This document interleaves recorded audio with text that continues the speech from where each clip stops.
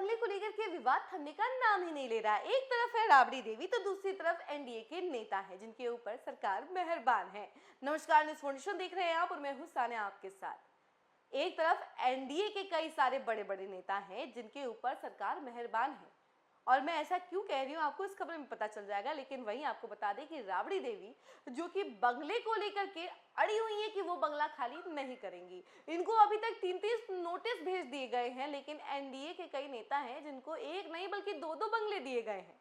चलिए हम थोड़ी जानकारी आपको विस्तार से बताते हैं कि कौन कौन से हैं वो नेता जिनके पास 2-2 बंगले हैं, और राबड़ी देवी को लेकर के आखिर सरकार इतनी नाराज क्यों है। एक नहीं, दो नहीं बल्कि 3-3 बार नोटिस भेज दी गई है। चलिए हम आपको बताते हैं।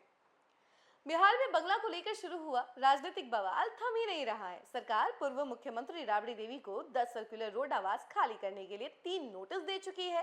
दूसरी ओर एनडीए में शामिल दलों के नेताओं को 2-2 बंगले दिए गए हैं।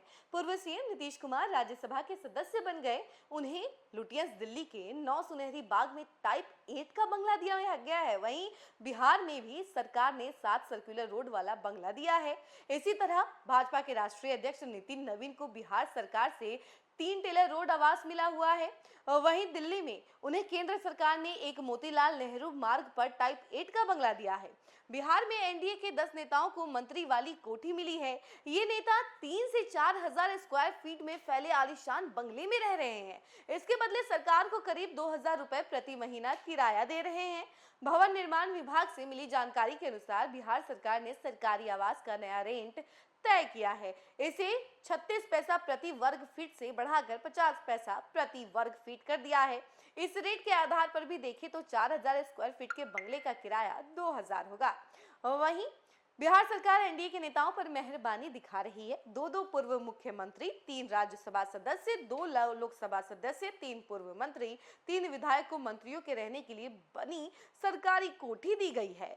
सरकार ने कुछ मामले में बचने का तरीका निकाला है। भवन निर्माण विभाग के सूत्रों की माने तो कुछ नेता सरकारी रेंट चुकाकर मंत्री कोठी का सुख भोग रहे हैं और कुछ दूसरे के नाम पर अलॉट हुए बंगले में रह रहे हैं। वहीं राज्यसभा सदस्य और पूर्व सीएम नीतीश कुमार को सरकार ने 7 सर्कुलर रोड बंगला दिया है। इसके पीछे सरकार का तर्क है कि नीतीश को Z+ सुरक्षा दी गई है, इस वजह से सरकारी आवास की सुविधा मिली है।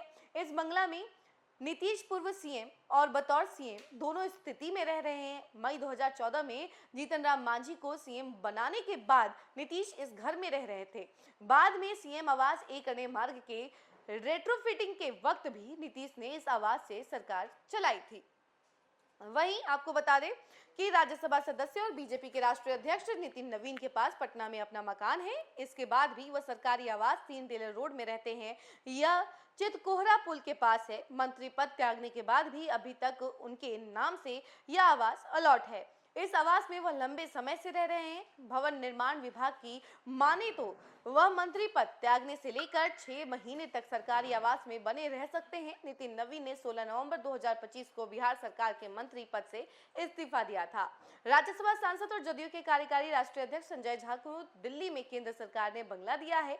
वह पटना में 11 स्टैंड रोड में रहते हैं। सरकारी बंगले में अपना नाम प्लेट नहीं लगाया है। भवन निर्माण विभाग के सूत्रों की माने तो यह बंगला एमएलसी संजय कुमार सिंह यानी कि गांधी जी के नाम पर आवंटित है, लेकिन रहते संजय झा है। आरएलएम यानी कि राष्ट्रीय लोक मोर्चा के प्रमुख और राज्यसभा सदस्य उपेंद्र कुशवाहा अपने पूरे परिवार के साथ 24 स्टैंड रोड आवास में रहते हैं। सरकार ने बंगला आरएलएम पार्टी के नाम से अलॉट किया है और राज्य सरकार को आरएलएम किराया देती है। कुशवाहा को दिल्ली में बंगला नंबर 1 तालक टोरा रोड मिला हुआ है।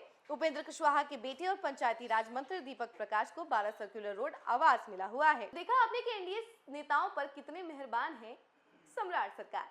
और देखिए कि राबड़ी देवी को 3-3 बार नोटिस भेज दिया गया, तो वहीं कई सारे एनडीए नेता ऐसे हैं कि जो बस 2,000 रुपए दे करके सरकारी बंगले में रह रहे हैं और खूब आराम से रह रहे हैं।